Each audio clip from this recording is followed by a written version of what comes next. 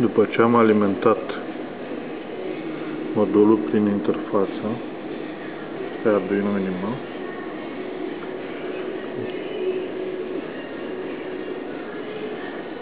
le duc de la pinul 13, început să clipească.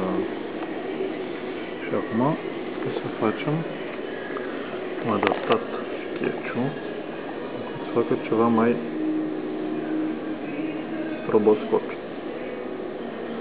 Pentru asta trebuie să țin apăsat pinul reset cam 3 secunde.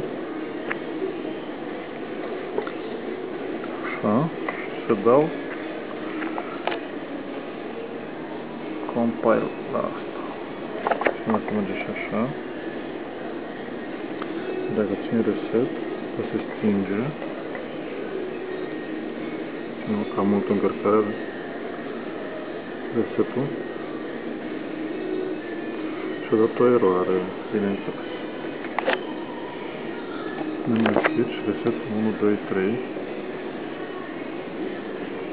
Deci finalizat. Și dacă ne uităm pe aici, și s-a pus.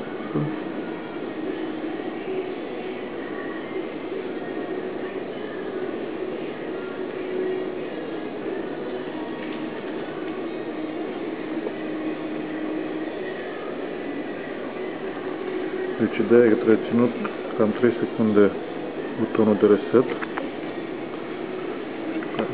și dat încărcare. Și mă merge. Deci am o placă Arduino mai ieftină.